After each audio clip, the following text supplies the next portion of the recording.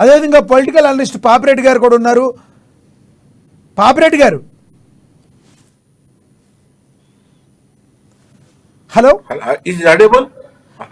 Yes sir, Papireddy గారు ఈరోజు సభ జరగనుంది. ఇంద్రవెల్ నుంచి మరో సభ జరగనుంది. ఈరోజు నాగోబా జాతరకు శ్రీకారం చుట్టారు మన సీఎం రేవంత్ రెడ్డి గారు. మరి చూస్తుంటే ఇంద్రవెల్ నుంచే ఈ సభ జరగడం చూస్తుంటే ఇదేమన్నా ఒక సెంటిమెంట్గా భావిస్తున్నారు అనుకోవచ్చా? ఒకటి, కాంగ్రెస్ గవర్నమెంట్ 2023 ఎలక్షన్స్ లో ఏవైతే వాగ్దానాలు చేయడం జరిగిందో ఆ వాగ్దానాలలో వాళ్ళు ముఖ్యమైనది ఏంటంటే మేము ప్రజా పరిపాలన చేస్తాము, ప్రజలతో దగ్గరగా ఉంటాము. అయితే ఈ ఇంద్రవెల్లి, ఈ నాగోబా ఇది జాతర ఏదైతున్నదో ఇది ఒక విధంగా ఈ ట్రైబల్స్ కు చాలా పెద్ద పండుగ, గోండ్లకు చాలా పెద్ద పండుగ ఇది. అయితే ఈ పండుగ ఎంత పెద్ద జరిగినా కూడా సమ్మక్క తర్వాత నేను అనుకుంటా ట్రైబల్స్ లో ఇంత పెద్ద ఎత్తున జాతర జరిగేది ఇదే ఉంటది. కాబట్టి ఇప్పుడు నేను ఒకటే దీన్ని ఎందుకు ఆహ్వానిస్తున్నానంటే కాంగ్రెస్ ప్రభుత్వం దీనికి తగిన ప్రాధాన్యత, గుర్తింపు ఇవ్వడం జరిగింది. రాబోయే 2 రోజులలో ఈ సభ పెద్ద ఎత్తున జరగడానికి అన్ని విధాల ప్రయత్నాలు చేస్తున్నారు. బస్సులు పెట్టడం, ట్రాన్స్పోర్ట్ కూడా ఉచితంగా ట్రైబల్స్ కు క్రియేట్ చేయడం, తర్వాత అన్నిటికన్నా ఏంటంటే వాళ్ళ సంస్కృతి, వాళ్ళ యొక్క జీవన విధానము, వాళ్ళ యొక్క విలువలు ఇవన్నిటి కూడా ఒక పెద్ద ఎత్తున గుర్తింపు, ఒక విధమైన విలువ ఇవ్వడం ఈ కాంగ్రెస్ ప్రభుత్వం చేస్తున్నట్టు నిజంగా వాళ్ళు చాలా బాగా చేస్తున్నారు.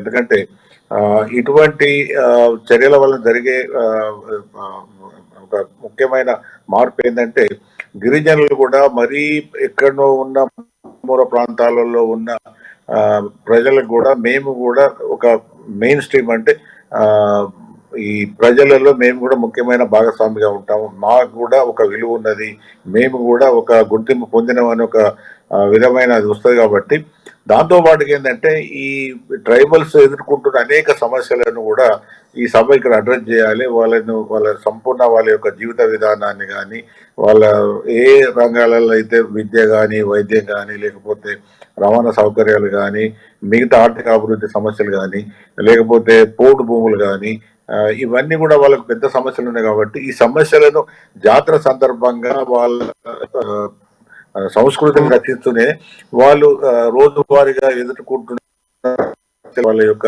నిజమైన మూల సమస్యలు కానీ ఇవన్నిటిని కూడా పరిష్కరించడానికి ఇప్పుడున్న రేవంత్ రెడ్డి గారి ప్రభుత్వం ఒకవేళ పూనుకుంటే మాత్రం అది నిజంగా ఆశీర్వదించాలి, అభినందించాలి, మనం దాన్ని స్వాగతించాలి. భవిష్యత్తులో కూడా మిగతా వెనుకబడ్డ అన్ని వర్గాల కూడా ఇటువంటి ఒక విధమైన పునర్జీవనం ప్రసాదిస్తే మాత్రం ఈ ప్రభుత్వానికి మంచి పేరు వస్తుంది.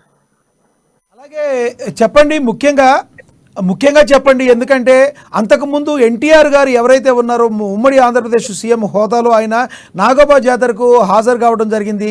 తర్వాత మళ్ళీ ఎవరు కూడా అక్కడికి ముఖ్యమంత్రి హోదాలో అక్కడికి హాజరు కాలేదు. ఈ రోజున సీఎం రేవంత్ రెడ్డి గారు అక్కడికి హాజరు కావడం ఎలా చూడాలంటారు దీన్ని?